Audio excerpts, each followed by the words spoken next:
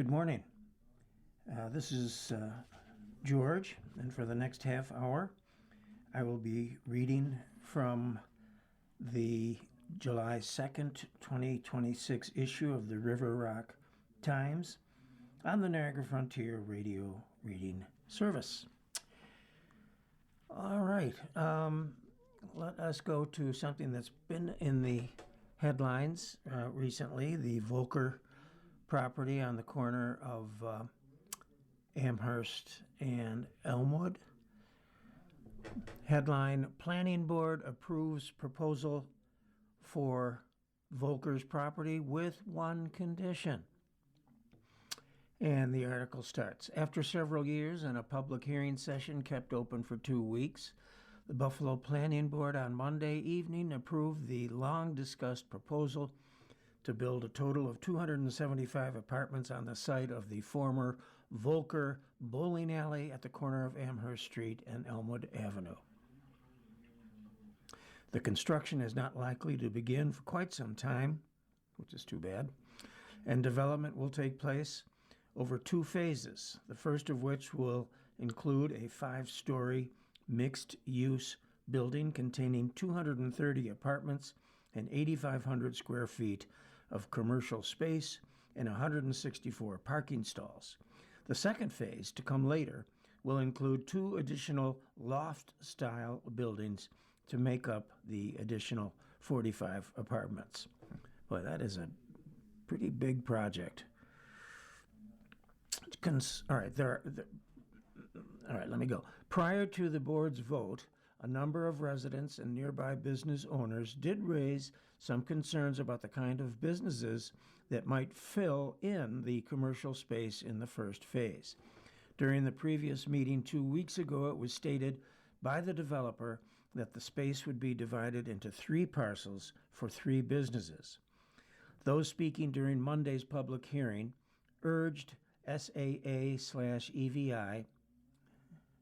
I'm assuming that's the developer, to reconsider dividing the 8,500 square feet space into smaller storefronts to encourage small businesses to set up shop in the new development. Casimir Garrison, a nearby resident, said he's excited to see the vision for the now empty lot come to fruition and believes it has the opportunity to be a, quote, powerful project. I think there's one concern I have right now. It's a big block of space. If that were to be filled by one commercial renter, it's going to draw from a different population.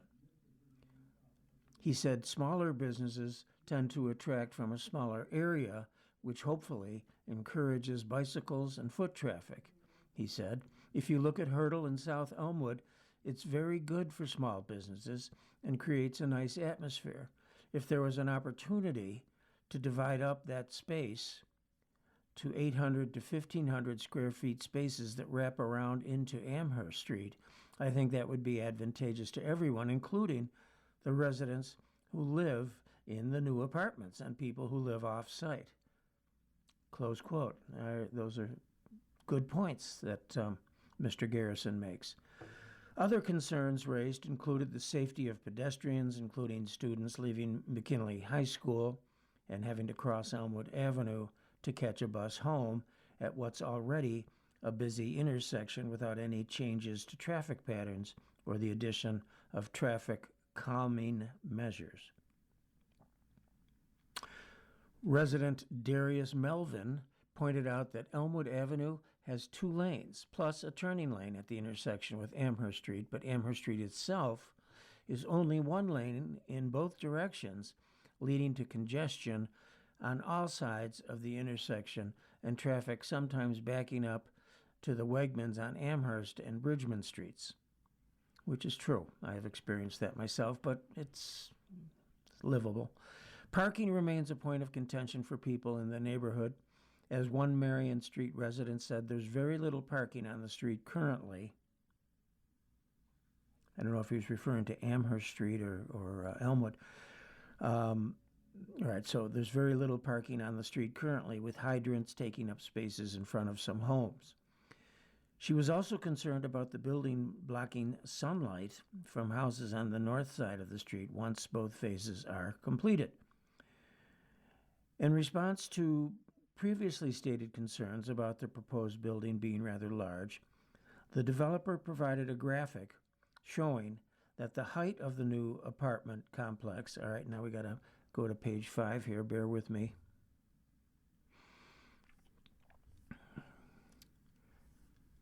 All right, we're getting there. Page 4. I'm scrolling up here. All right, here we go. We go to page 5, and on page 5 there's a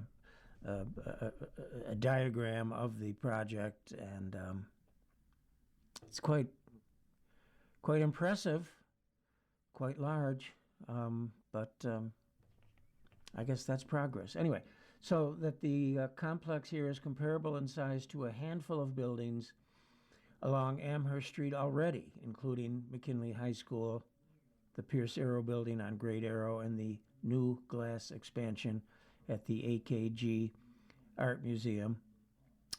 Updated designs also noted that the requirement of one shade producing tree for every 1,000 square feet of non-paved area on the perimeter of the property, in addition to one shade tree for each 30 feet of right-of-way frontage, will be surpassed. Let me start that again. That was a little confusing. Updated designs also noted that the requirement of one shade-producing tree for every 1,000 square feet of non-paved area on the perimeter of the property, in addition to one shade tree for each 30 feet of right-of-way frontage, will be surpassed, with the intended planting of at least 43 trees, compared to the 8 that are required. So that's a good thing. There's going to be a lot of trees. In one phase alone, with trees planted along Marion and Amherst Street and Elmwood Avenue, and at least one tree for every 20 parking spaces in the proposed lots. Well, that sounds good.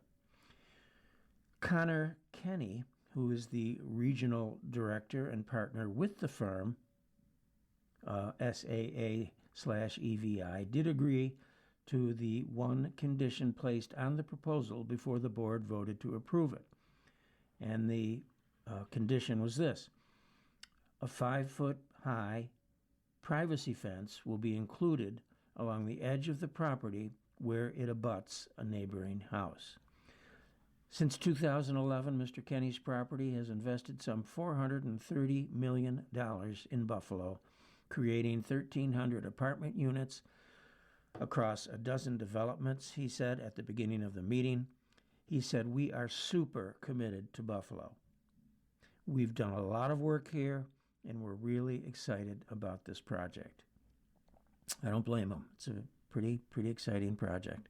He added that he's open to further consideration of how the retail space along the first floor of the building will be divided in the future, including the possibility of flexible spaces that could be adjusted based on the needs of a business tenant.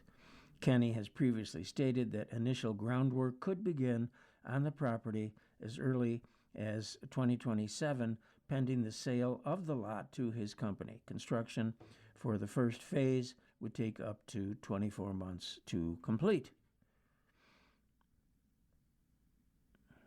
So that's interesting. Okay. All right, let me go back to page 1. All right.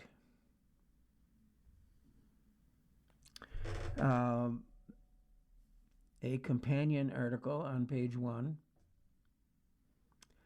Headline: Options are presented for possible Grant Street, Amherst Street Historic District. Around 13 years ago, some preliminary work was done to consider whether Around 13 years ago, some preliminary work was done to consider whether a historic district covering Grant and Amherst Street buildings and homes should be established. Is it time to reconsider pursuing such a distinction? That is the question at hand, as both the Grant Amherst Business Association and the BlackRock Historical Society weigh the possibility of seeking grant funding to work on an application to secure one of 3 historic designations.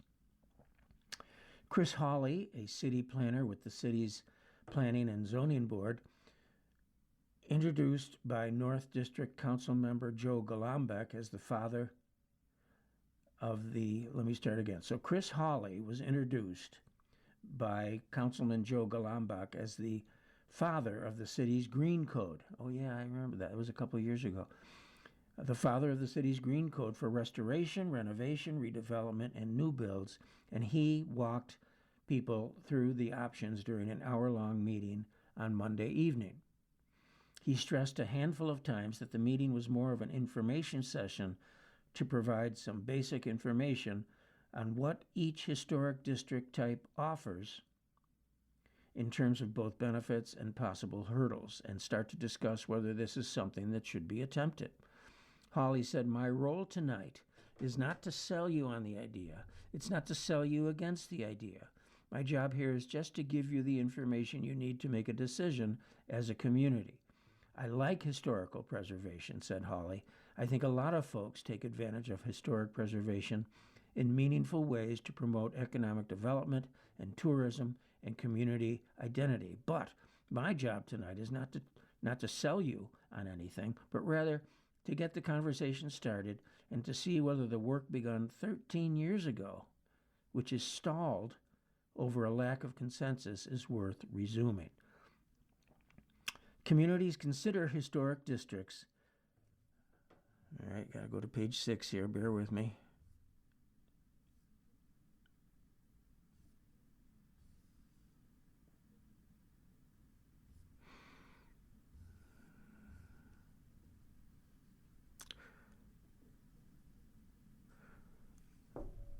They consider historic districts in terms of the neighborhood history and architecture, in addition to encouraging reinvestment in their neighborhood and creating a point of pride about where they live. Historic districts, depending on what type is chosen, offer benefits usually in the form of tax credits and grants. All right, well, this might be a little tedious. I'll keep going, but when I sense that we're bogging down in the weeds here, so to speak, I will move to another area of interest.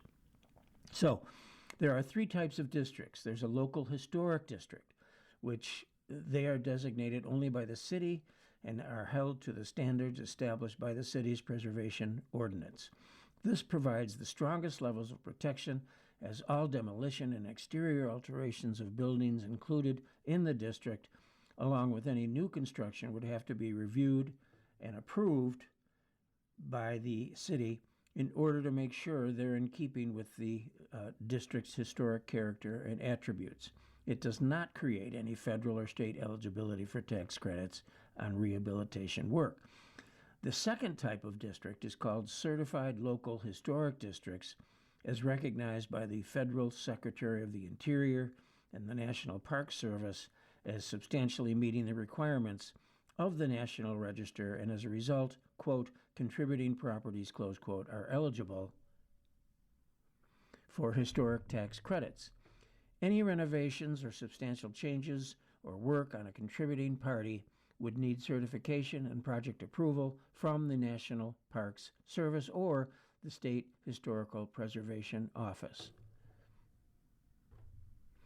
Owner-occupied homes in a certified local historic district qualify for state-level historic homeowner tax credits, which is interesting. So it's not just something that can benefit commercial property owners, but also private owner-occupied homes, and that's certified local historic districts. Okay, the third and final category is National Register, capital letters, historic districts that are formally recognized at the federal level and listed in the National Register of Historic Places after review by the National Park Service and State Historic Preservation Office, and provides federal and state tax credit opportunities for contributing properties both businesses and owner-occupied homes.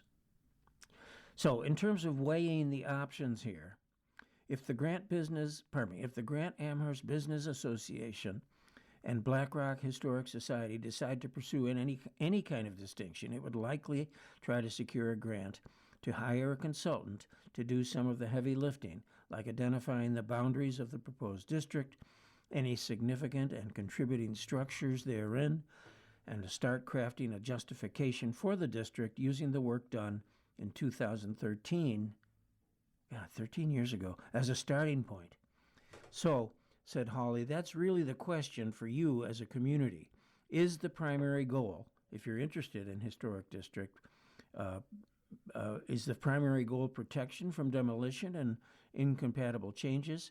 If so, local historic district designation is the key tool, and that local district can be certified to offer the additional tax incentives. Or, says Hawley, he asks, is the primary goal tax credit access before and without full National Register listing, in which case National Park Service certification of a local district is the way to go. Okay. All you wanted to know and then some from Mr. Hawley relative to historic district designations. All right, let's continue. Relative to the heat wave that Buffalo's been experiencing this summer, the city of Buffalo is encouraging residents to take precautions as high temperatures and dangerous heat, I should say, continue across western New York by utilizing the city's cooling centers and staying hydrated. Quote, Mayor Ryan says, quote, with extreme heat expected this week, we're asking residents to take the necessary precautions to protect themselves and their families.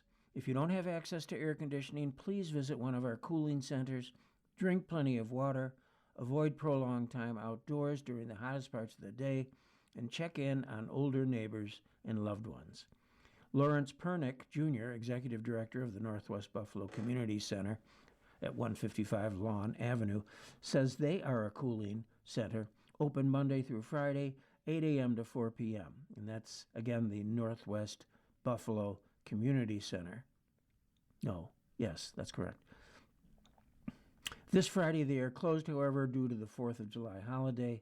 The same hours and days are in effect for the North Buffalo Community Center, which is located at 203 Saunders Road. And that's the Northwest Buffalo Community Center. Okay, so we got Northwest Buffalo. Okay, so there's the Northwest Buffalo Community Center and there's the North Buffalo Community Center. So there's two places that are available for people to take precautions at these cooling centers. That's what they're called, a cooling center. Okay, that's the end of that article. All right, let's move on to the next page.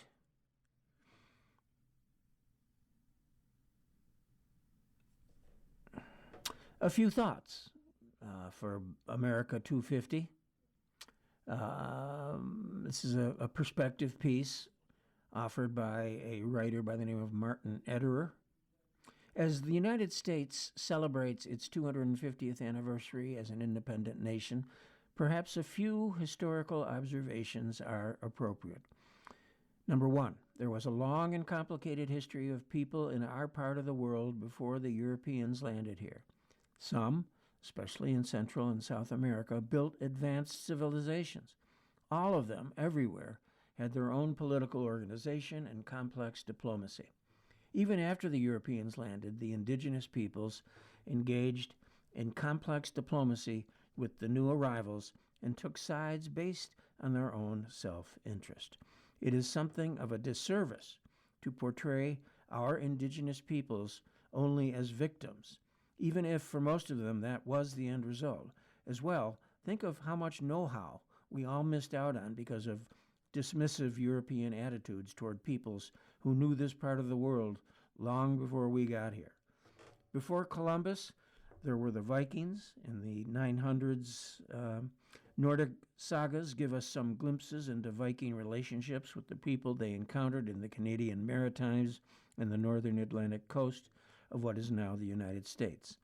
Already, they weren't getting along. Number 3, although Christopher Columbus got a national holiday in the U.S., he never landed in any territory that is part of the United States.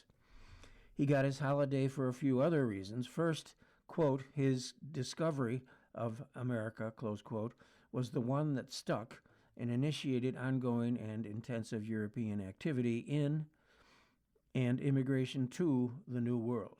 In short, what he did, whether you love him or hate him, and there is a case to be made for both, he fundamentally transformed the world forever. Second, he got a national holiday in the U.S. because the Italian immigrants, who were dismissed as inferior and in some places faced lynching, for not being white enough, I never knew that, wanted to remind white Anglo-Saxon Protestants that they were only here, that the Protestants were only here and in charge because an Italian had landed here first. That's interesting. Number 4, apropos to point 3 above, some thoughts on dates and how we use them. We consider July 4th, 1776, the birthday of the U.S. This was the official rollout date of the Declaration of Independence. Date geeks are well aware, however, that by July 4th, 1776, the American Revolution had been raging for more than a year.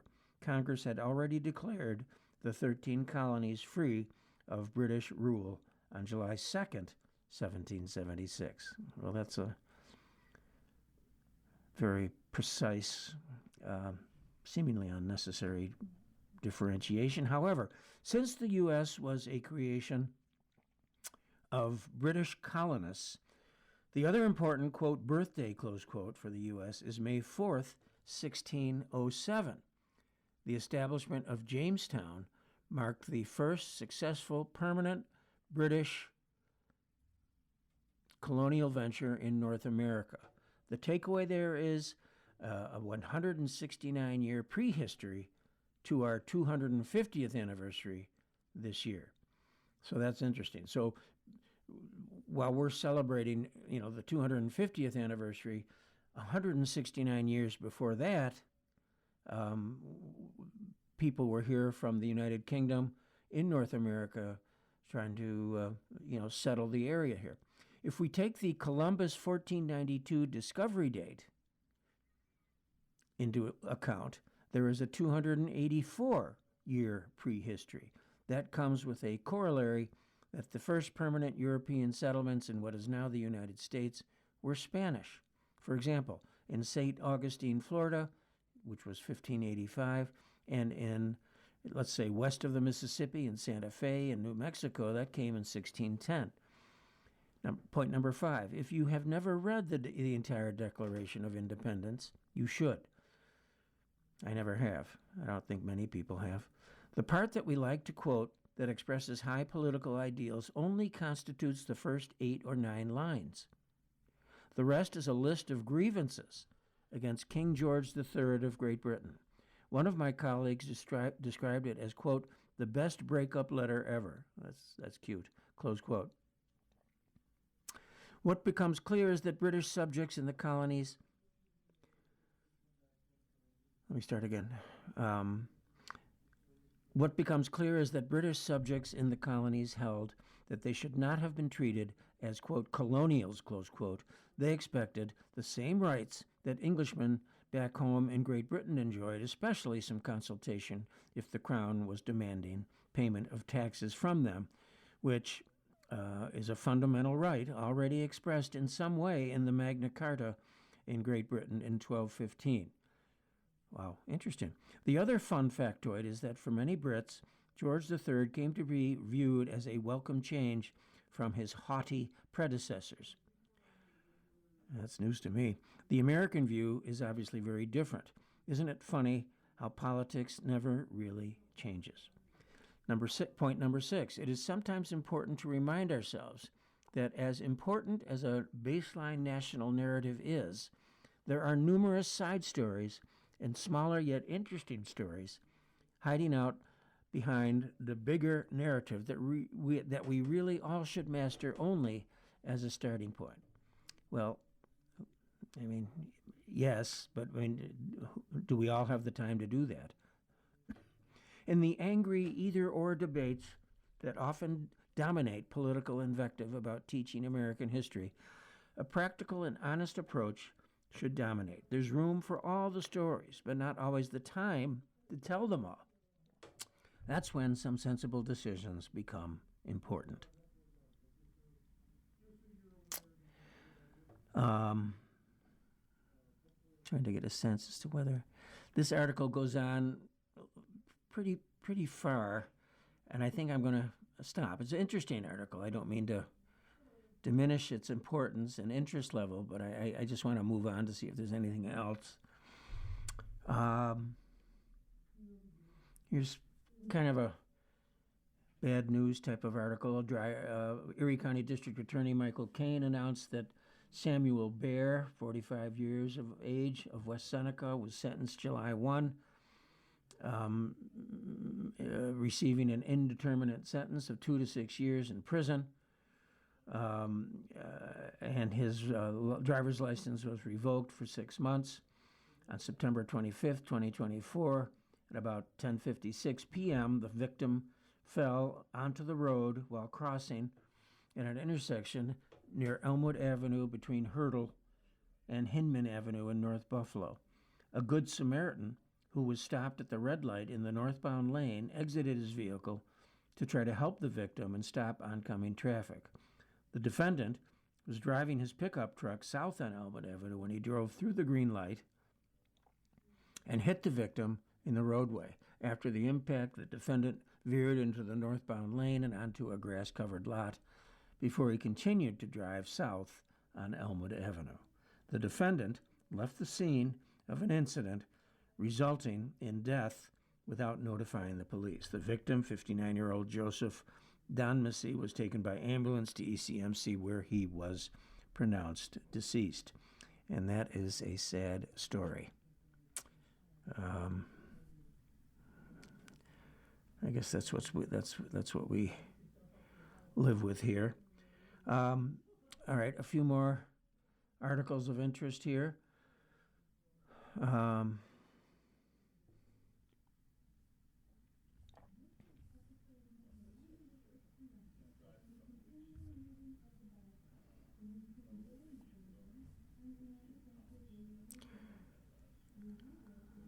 Okay, there's another article about the heat ahead for the holiday weekend and the cooling centers.